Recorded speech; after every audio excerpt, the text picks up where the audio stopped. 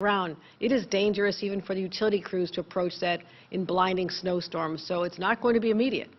And that is why we're asking people to be safe at home, but I know there could be some very cold circumstances where people don't have the power they need to keep themselves, keep their refrigerator on, keep the stoves on, so it's going to be dangerous.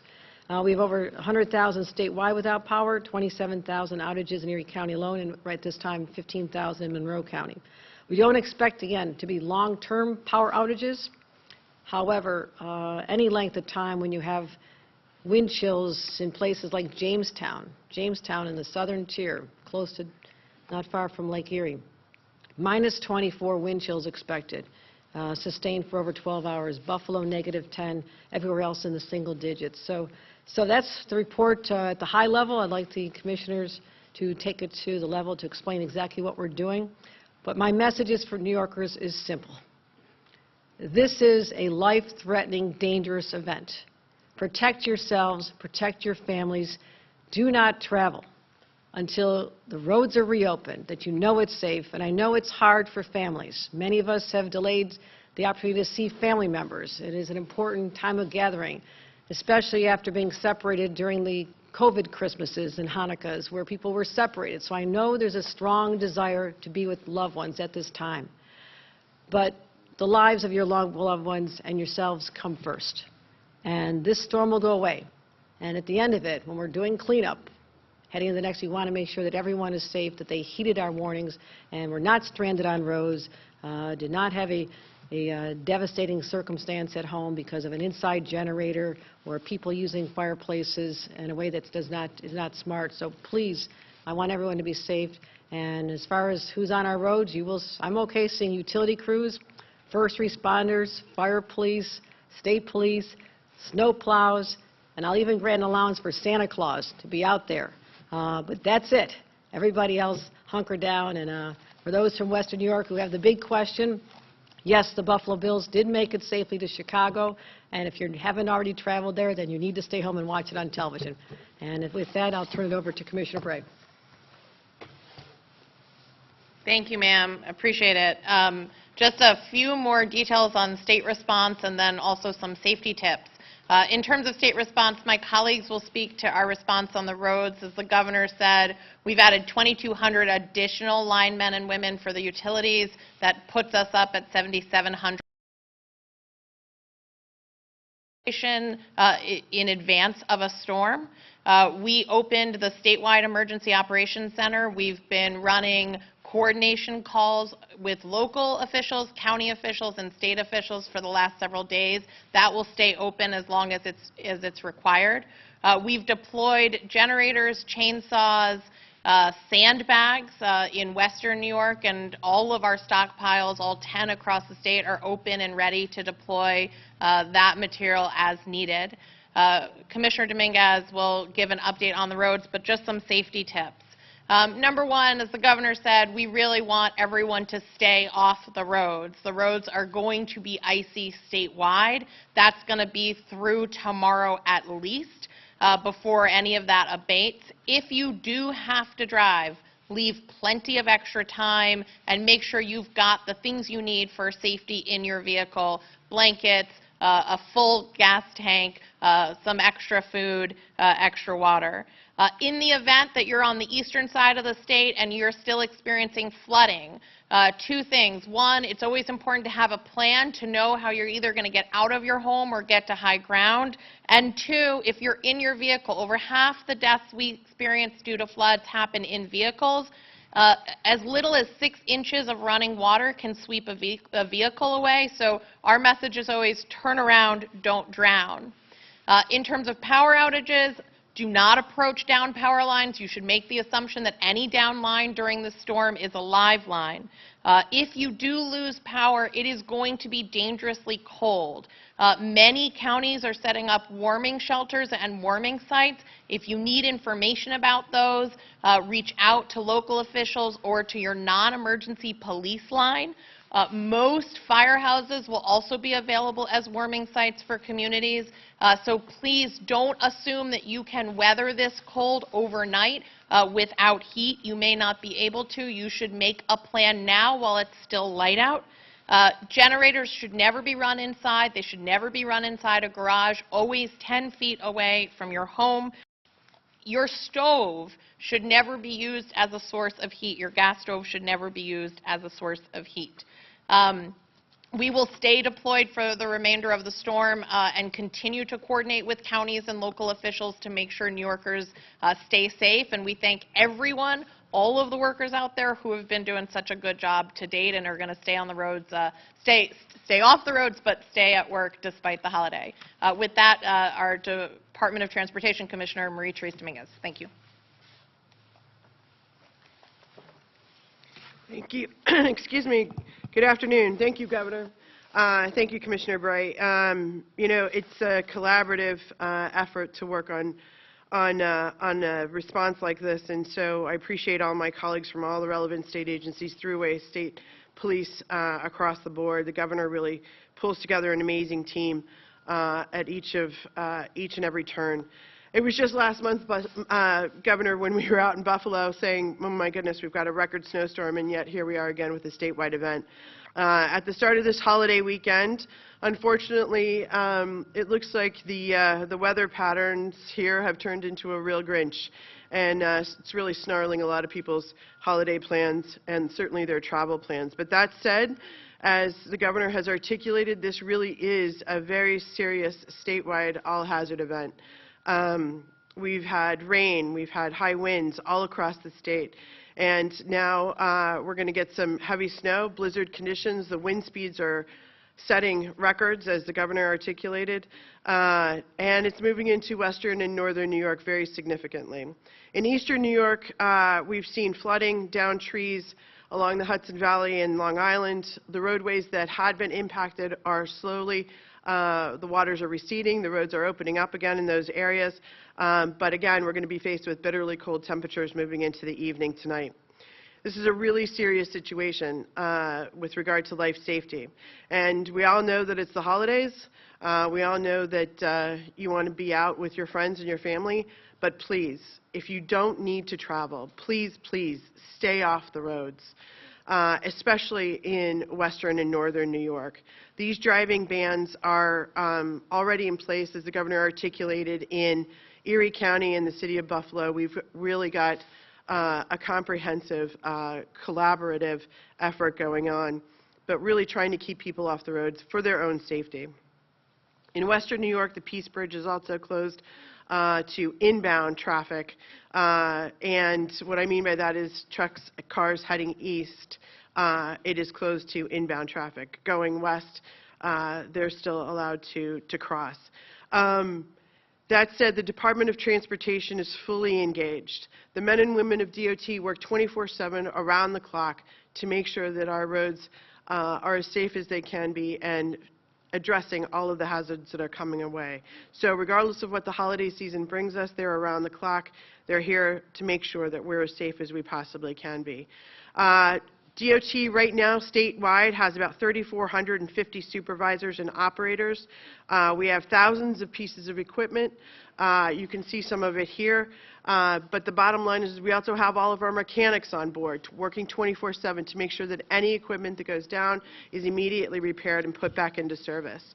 We also have about 71 staff and about 65 plow trucks and operators and other personnel that we've additionally deployed, one, to supplement resources in western New York as well as northern New York, up in the Watertown area. As the Governor articulated, we do have roads closed in Erie County for safety given the wind and the whiteout conditions. That includes State Route 400, State Route 219, the 290, the 190, and State Route 5, otherwise known as the Skyway, the Buffalo Skyway. I want to thank the men and women of New York State DOT. They do an incredible job. We really have one of the finest snow fighting forces in the country, and we're going to be at it until this is actually done. It may take a few days here, but for the traveling public, please, if you have to be out, don't. Try not to go outside. We really need you off the roads. This is a very serious situation.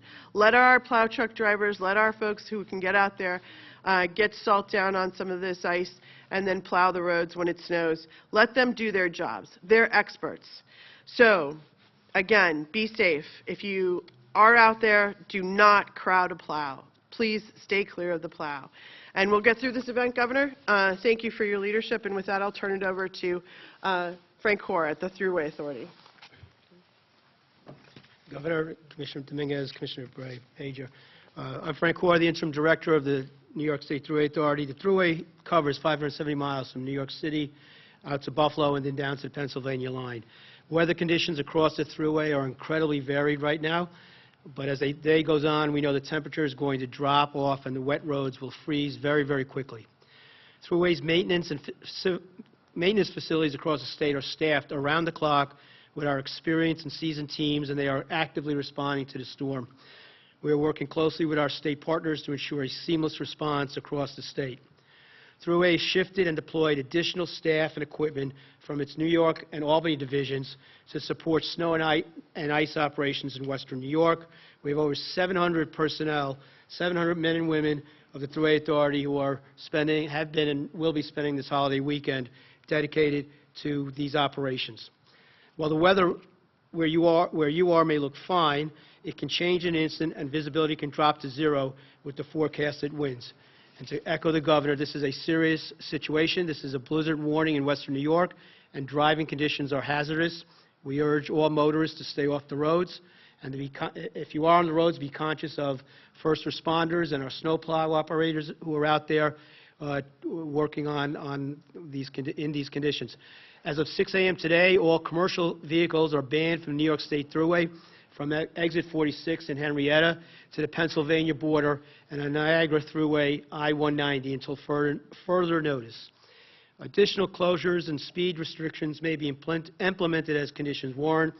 We urge all motorists to download our free mobile app and check our social media for the latest travel conditions. Thank you. All right, any questions? First on the storm. New York City area, what can we expect in terms of mass transit, in terms of the airports, the Port Authority bus terminal? Are we going to see any closures? Are we going to see any what? Closures? Not at this time. You know, we're expecting to see, Buffalo Airport is closed. All evening flights are canceled. Definitely not seeing family. Okay. Thank you for the good news.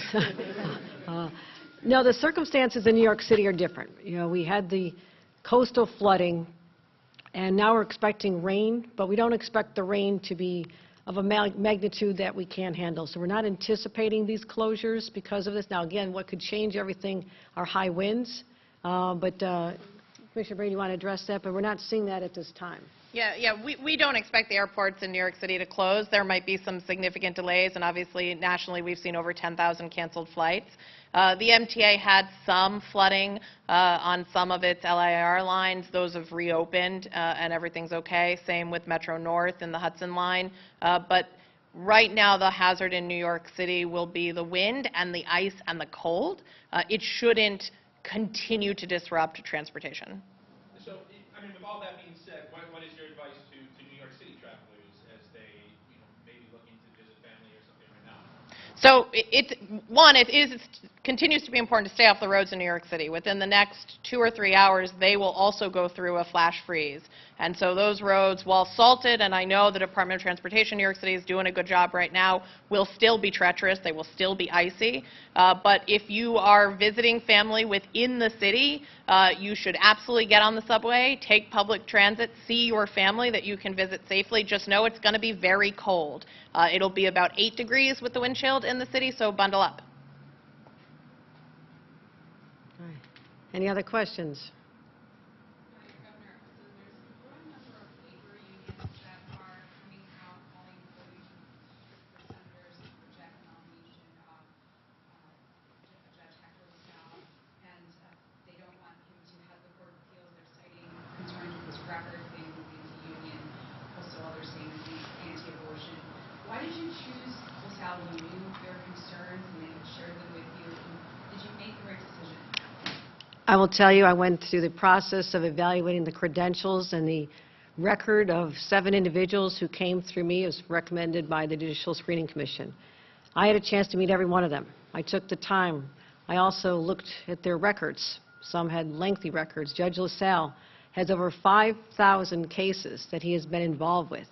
And for anyone to pull out 1, 2, or 3 cases out of that body of work that goes on through a lifetime and define someone as being anti-woman or anti-labor based on those, if you actually read those cases that are in question, they have nothing to do with the woman's right to choose.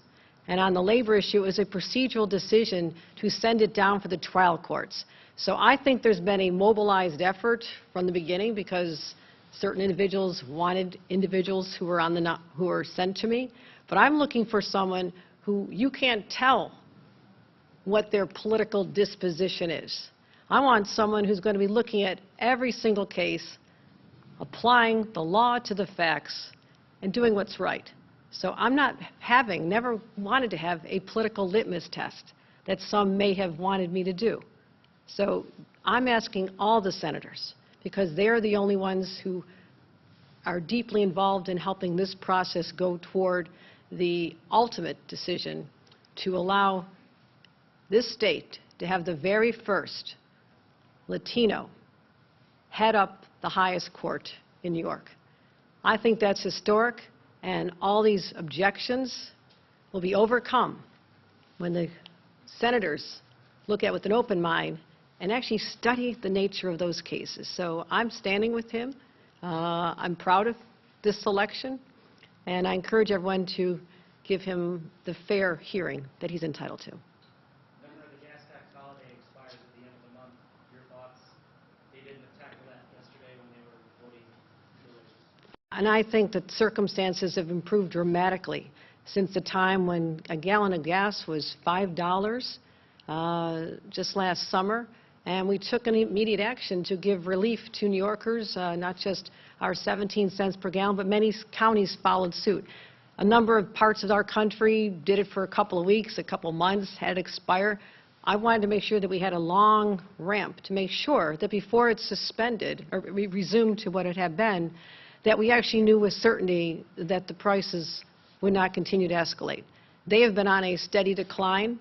And so at this point, we are saying those are revenues that we need to maintain our roads, to make sure that we don't have potholes in the wintertime. It needs to go back it's dedicated toward transportation. And I'm really proud that we were able to give this kind of relief as well as other relief to New Yorkers during this difficult time, especially more impactful ones, such as expediting the middle-class tax cut, or property tax rebates, or other areas where we've listened to New Yorkers and tried to just help them out as the ever-escalating inflation has taken more money out of their pocketbooks. Will you be signing that pay raise legislation?